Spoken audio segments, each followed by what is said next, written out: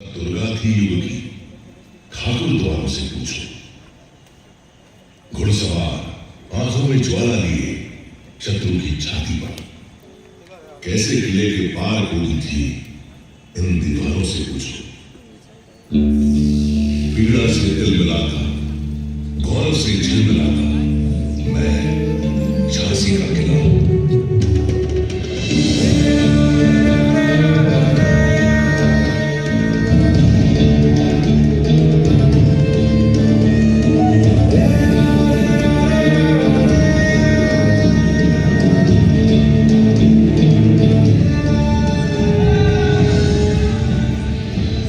बेतवा और पहुंच नदियों के बीच बुंदेलखंड के पश्चिम में बसा है झांसी शहर। और झांसी शहर के केंद्र में अपनी ऊंची ऊंची प्राचीरों के साथ कई सदियों से खड़ा हुआ है झांसी का किला।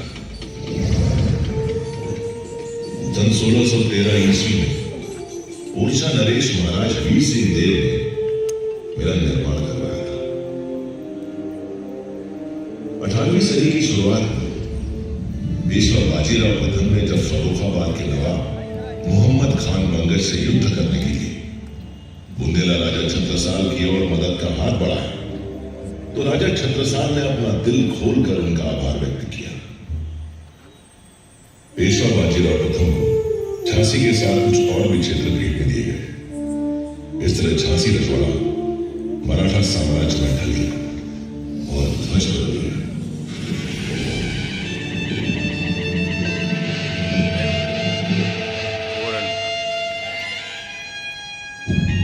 18वीं सदी की समाप्ति के बाद झांसी की सूबेदारी का जिम्मा नेवालकर को सौंपा गया।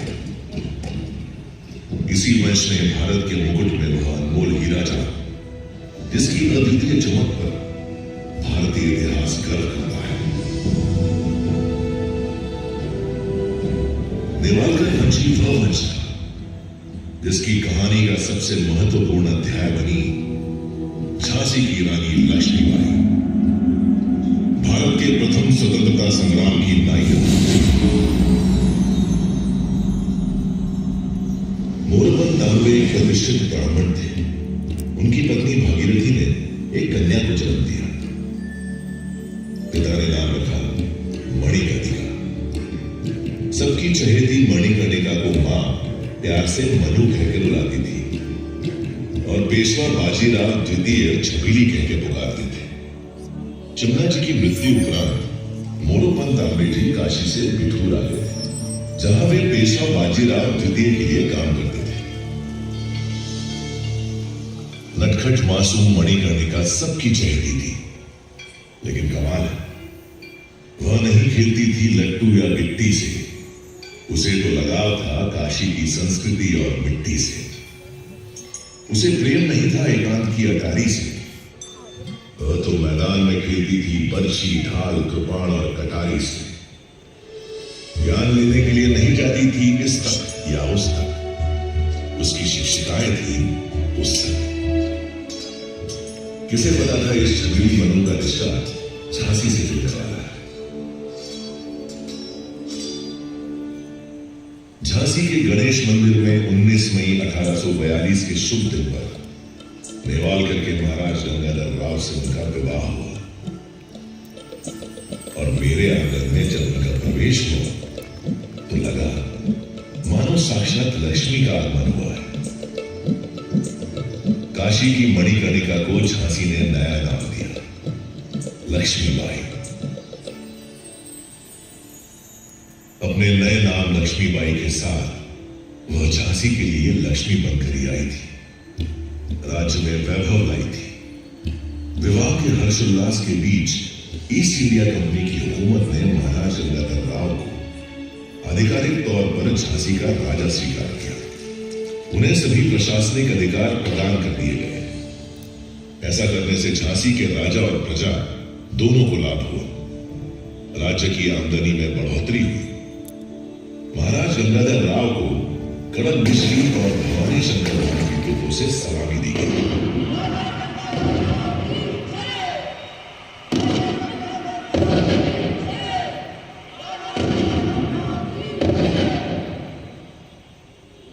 महाराज गंगाधर राव एक कुशल प्रशासक थे, काफी उदार और कला प्रेमी थे। उनकी नाट्यशाला में साहित्य, संगीत, नृत्य, नाटक की रसवर्षा होती रहती थी।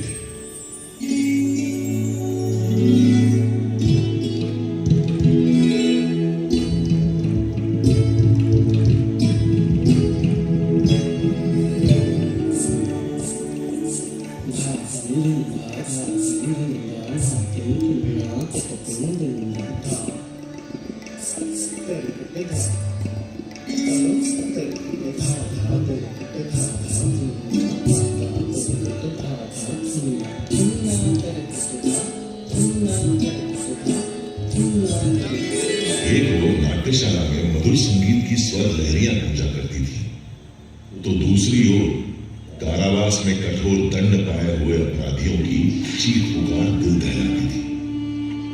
झांसी की न्याय प्रणाली ही कुछ ऐसी थी कि छोटे मोटे अपराधियों को भी फांसी की सजा सुना दी जाती थी। और जिस जगह आप लोग बैठे हुए हैं, ठीक यहीं वो फांसी का था।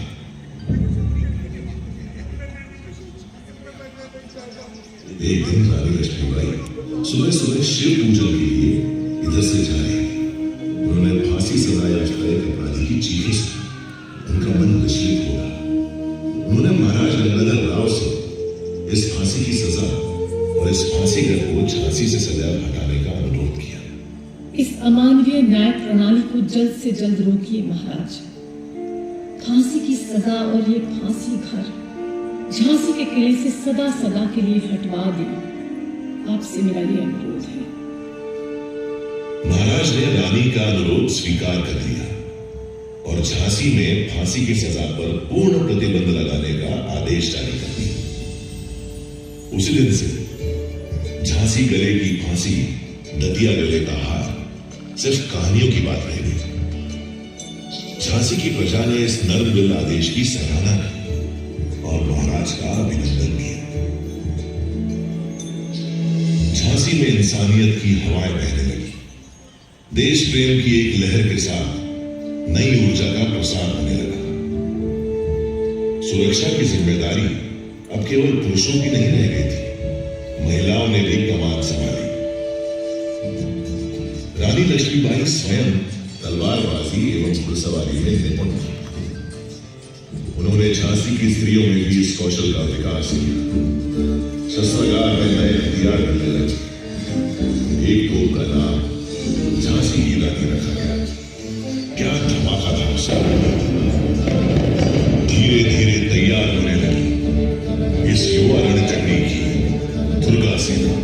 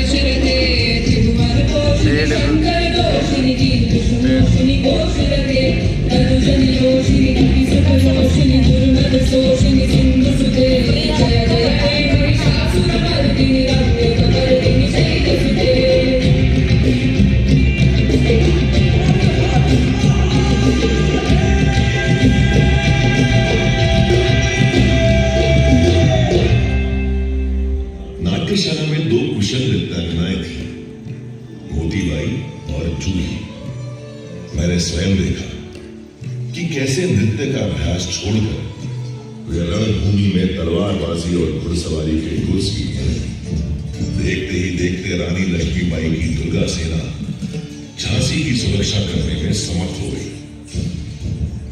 झांसी में जो लक्ष्मी बनकर आई थी वो अब दुर्गा बनकर प्रजा के दिल पर राज करने लगी। कुछ समय बाद वो पल भी आ गया जिसका झांसी राज्य बेसब्री से इंतजार कर रहा था। रानी लक्ष्मीबाई की गोद भर गई। झांसी राज्य को उसका उत्तराधिकारी मिल गया।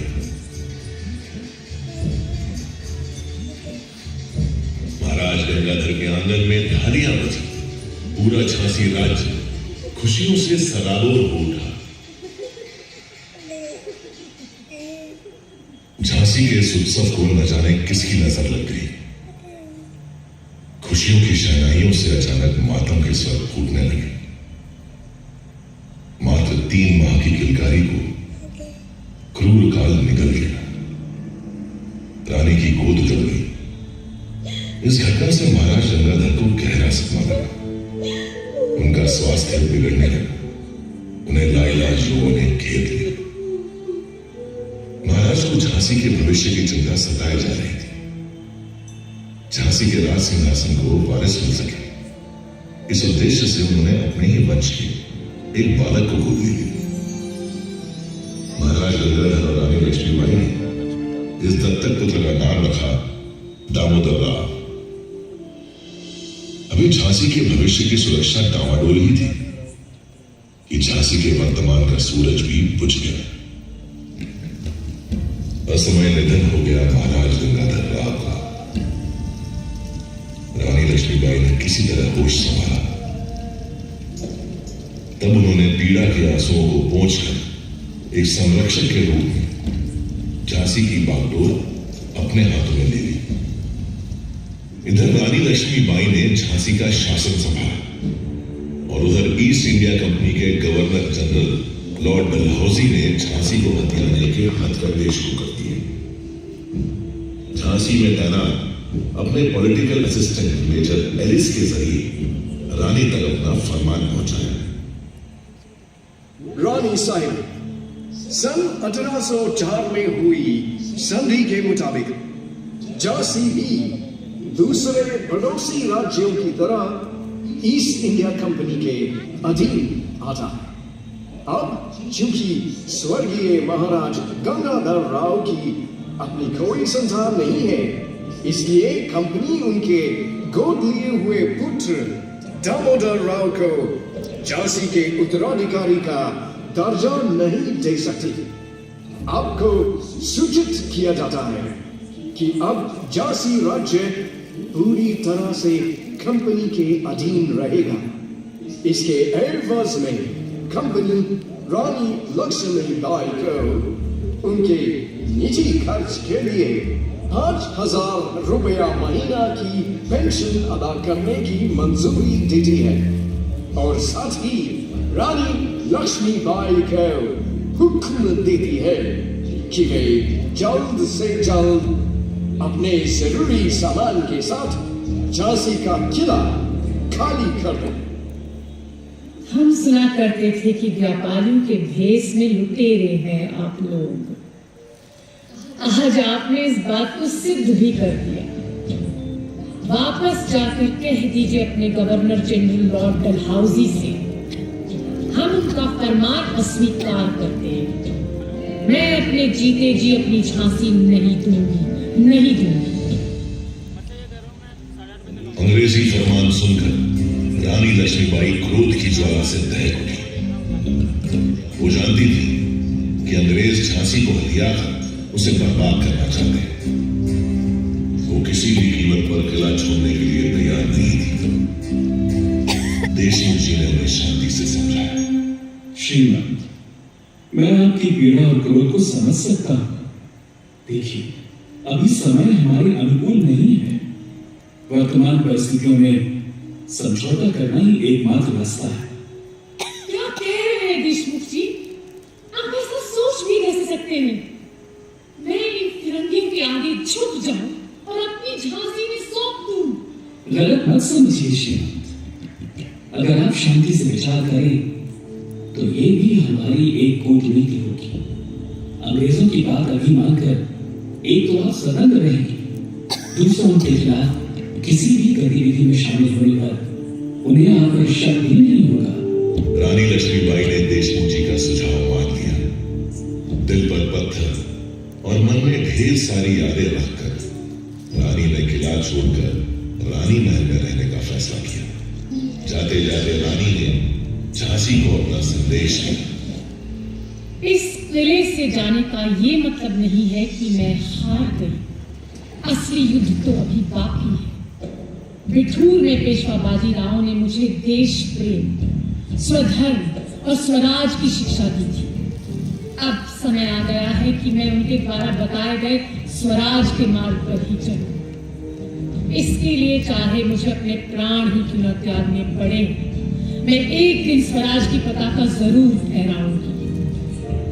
गीता में लिखा है, हतो वा प्राप्स्यसि स्वर्गम चित्वा वा भोक्ष्यसे महीम तस्मादुत्तिष्ठ कौन्तेय युद्धाय कृत निश्चय। कि जैसे कृष्ण भगवान ने अर्जुन को रणभूमि में कहा था कि युद्ध के दौरान अगर मारे जाओगे तो स्वर्ग की प्राप्ति होगी, तो जब जीत हुई तो पृथ्वी पर राज्य का आनंद लोगे। सो हे कुंती पुत्र, उठो और युद्ध करो। इतना कहकर रानी इस किले को छोड़कर चली गई। उस दिन दुल्हन बनकर आई रानी को मेरी देहरी से बाहर जाना पड़ा। मेरी दीवारें फूट कर रोई। मेरी प्राचीर की छाती पर बदनुमा दाग की तरह गाड़ दिया गया फिरंगी हुकूमत का झंडा।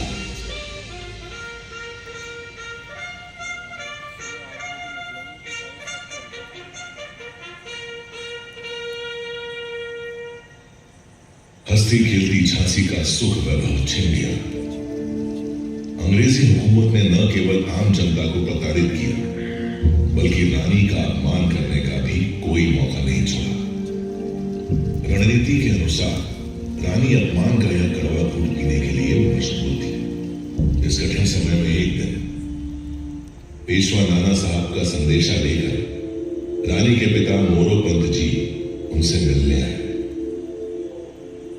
बेटी मनु, पेशवा का तुम्हारे लिए संदेश है कि तुम्हें झांसी राज्य की कमान संभालनी होगी।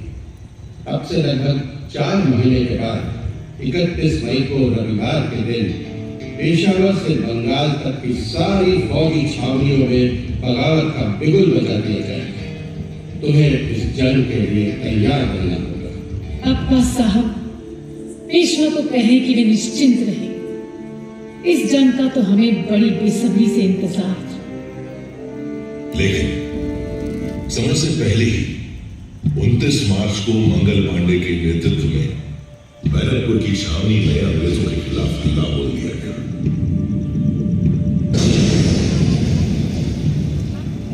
मंगल पांडे की शहादत का शुभ समाचार भी आया। लेकिन 10 मई आते आते मेरठ में भी बगावत की शुरुआत हुई, जो दिल्ली को आजादी दिलाने तक जा पहुंची। अब बारी थी झांसी।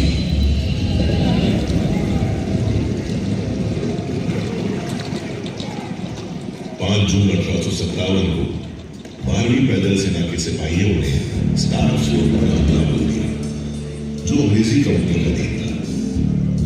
अंग्रेजों ने औरतों और बच्चों समेत झांसी किले में बना ली। इस समय तक विद्रोह की ज्वाला पूरे झांसी राज्य में फैल चुकी थी। 8 जून 1857 की सुबह सिपाहियों ने कैप्टन गॉर्डन को मार गिराया। गॉर्डन के मरते ही मेजर स्कील ने सफेद झंडा लहराकर आत्मसमर्पण कर दिया और आजाद हो गई झांसी। आजाद हो गया मैं। ध्वज बदल गया। रानी लक्ष्मीबाई उस दिन मेरे आंगन में वापस लौटी। उन्होंने प्रजा को धन्यवाद दिया।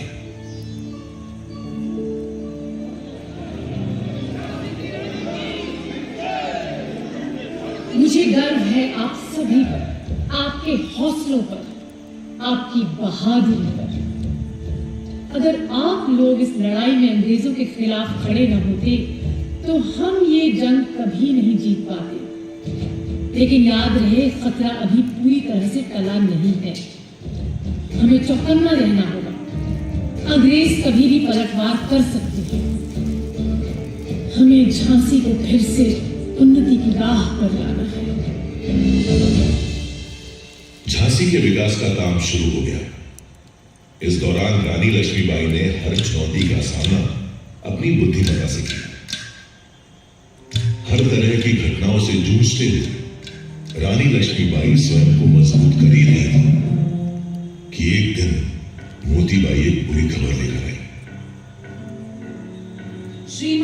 श्रीमंत, हमें अपने सूत्रों से पता चला है कि पूरे देश में बगावत की आग को अंग्रेजों ने बुझा दिया है। दिल्ली, लखनऊ, कानपुर, बिठूर, बनारस, इलाहाबाद, हर जगह विद्रोह को कुचल दिया गया है। यहाँ तक कि शहंशाह हिंदुस्तान बहादुर शाह जफर को लाल किले में मुकदमा चलाकर उन्हें देश निकाला दे दिया गया है। उन्हें रंगून भेजा जा रहा है। श्रीमान, बुरी खबर लाई मोतीबाई, बहुत बुरी। क्या तुम्हारे पास तात्या या पेशवा की कोई खबर है? जी हाँ श्रीमंत, पता चला है कि तात्या और राव साहब तो अपने 20,000 सिपाहियों के साथ कांपी में डटे हुए, लेकिन क्या मोतीबाई, लेकिन क्या? लेकिन श्रीमंत, बिठूर और कानपुर की लड़ाई के बाद से नाना साहब और अजीमुल्लाह खां को कुछ पता नहीं कि वे लोग कहाँ हैं। हे भगवान, वे दोनों जहां भी हो सुरक्षित। अंग्रेजी फौज किस ओर बढ़ रही है? क्या इसकी भी कोई खबर मिली है? जी श्रीमंत, राहतगढ़ और बानपुर में अंग्रेजी फौजों ने हमला किया है, पर वहां के हालात की पूरी जानकारी नहीं है। हाँ, लेकिन ये सूचना जरूर मिली है कि जनरल ह्यूरोज के नेतृत्व में अंग्रेजी फौज झांसी की ओर बढ़ रही है। हमें पता था हमें कि ये फिरंगी लौटेंगे। हमें अब पूरी तैयारी कर लेनी चाहिए। मोतीबाई, चुई को हमारा संदेश लेकर तात्या के पास कालपी भेजिए तुरंत। वो तात्या से कहें कि जब अंग्रेज झांसी पर हमला करें तब तात्या अपनी फौज के साथ अंग्रेजों पर पीछे से धावा बोल दें। इस तरह इन अंग्रेजों को संभलने का मौका नहीं मिलेगा। जी श्रीमंत। राहतगढ़ से भी बुरी खबर ही आई। अंग्रेजों ने वहां भाई फाजिल मोहम्मद खां को फांसी पर चढ़ा दिया था। उनके भाई अपने रिसालदार गुल मोहम्मद और लगभग 400 सिपाहियों के साथ झांसी पहुंचे। उन्होंने रानी लक्ष्मीबाई से अनुरोध किया कि वे अंग्रेजों के खिलाफ लड़ाई करने के लिए उन्हें अपनी सेना में शामिल होने का मौका दें। रानी ने भरोसा किया, अपनी सेना में शामिल कर लिया। 23 मार्च 1858 के दिन अंग्रेजों ने झांसी पर हमला बोल दिया।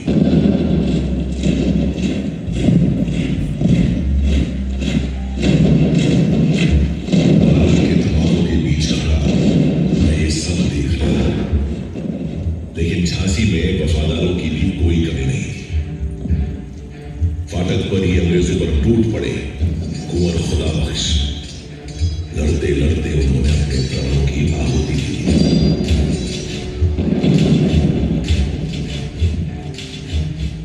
रणनीति के अनुसार तात्या टोपे ने बेतवा के किनारे 1 अप्रैल 1858 को अंग्रेजों पर धावा बोल दिया, लेकिन अंग्रेजी फौज ने उन्हें पीछे खड़े कर दिया। रानी लक्ष्मीबाई की रणनीति विफल हो चुकी थी। अब उन्हें स्वयं ही अंग्रेजों का सामना करना था। रानी लक्ष्मीबाई और उनकी सेना युद्ध के लिए तैयार थी, लेकिन विश्वासघात के लिए नहीं। लड़ाई के 11वें दिन पीर अली और दुल्हांजू ने किले का ओछा द्वार खोल दिया।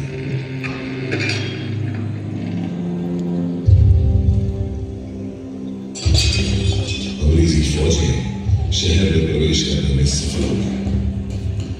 इधर किले के बुर्ज पर पहले गौस खां और फिर थोड़ी देर बाद मोतीबाई भी शहीद हुई। रानी लक्ष्मीबाई ने अपने 3 सबसे होनहार सैनिकों को खो दिया।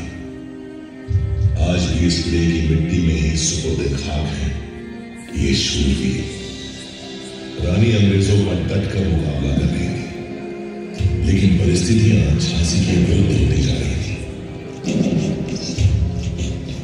उस समय अंग्रेजों को भ्रमित करने के लिए बहादुर झलकारी बाई रानी लक्ष्मीबाई का वेश धारण करके युद्ध भूमि में उतर गई। वेशभूषा के कारण झलकारी को रानी समझकर उनसे युद्ध करने लगे। झलकारी ने रानी लक्ष्मीबाई और उनके पुत्र की जान बचाने के लिए अपने प्राणों की आहुति दी। तभी मैंने देखा कि कैसे अपने घोड़े पर सवार पीठ पर ममता की चादर ओढ़े हुए रानी लक्ष्मीबाई मेरे किले की टूटी हुई दीवारों से कूदी और देखते ही मेरी आंखों से उछल पड़ा।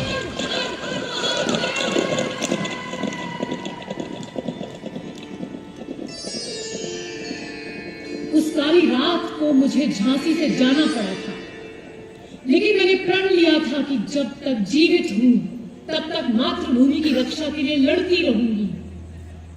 मेरी इस लड़ाई में ग्वालियर के सैनिकों ने मेरा साथ दिया और मैंने बिना लड़े ही जीत लिया ग्वालियर का किला। ग्वालियर की जीत स्वराज के लिए सिर्फ एक कदम है। हमारी लड़ाई इन फिरंगियों से है जो हमारे देश में घुस आए हैं। हमें इन्हें अपने देश से बाहर निकालना है और स्वतंत्र भारत का जो सपना हम सब ने मिलकर देखा है उसे पूरा करना है। भारत भूमि के वीर जवानों, अब वक्त आ गया है मातृभूमि का ऋण उतारने का। तो हो जाओ तैयार अंतिम युद्ध के लिए। हर हर महादेव।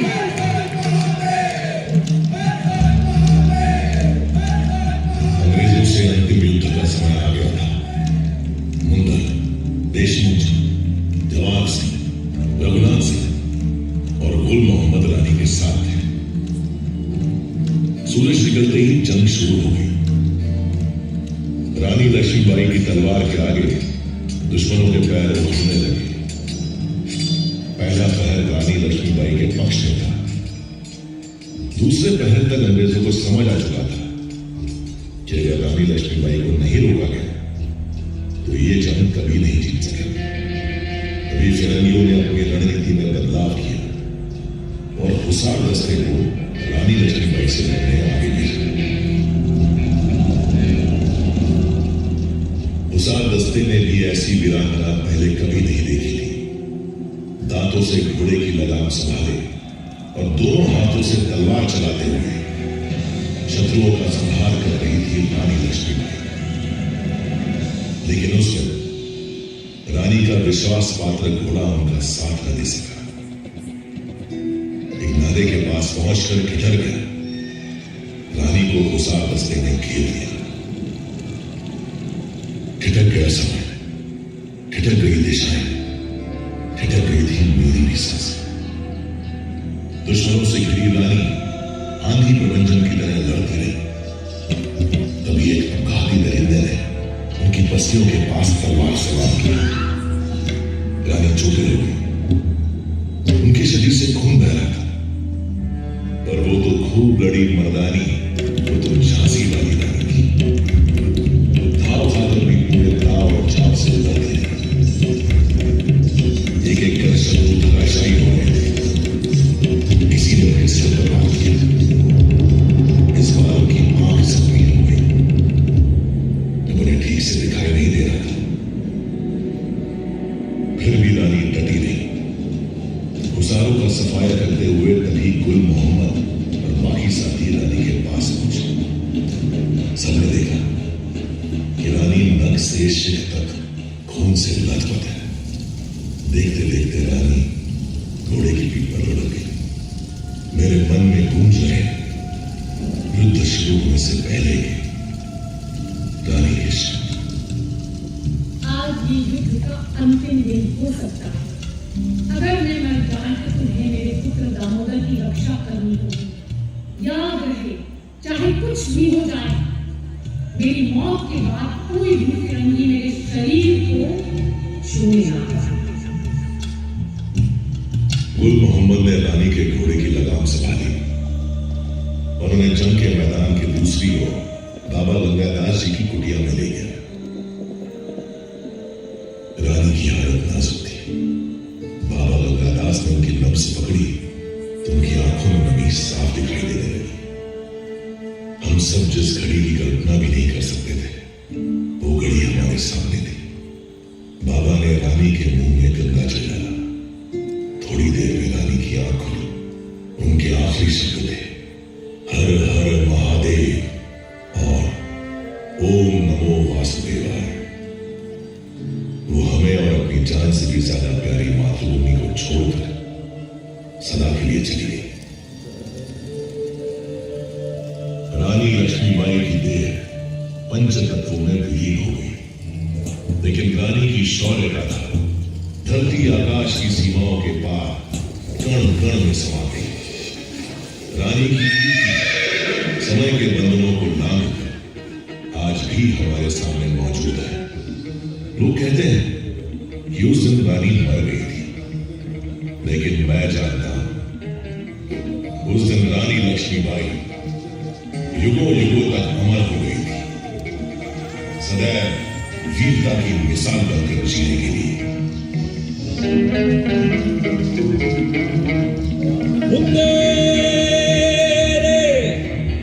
हर बोलोगे हर बोलोगे वो हमने सुनी कहानी है।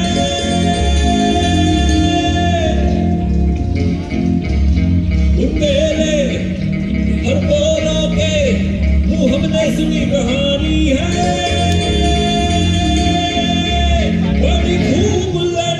बड़ी खूब लड़ी मर्दानी, वो तो झांसी वाली रानी है। झांसी वाली रानी है।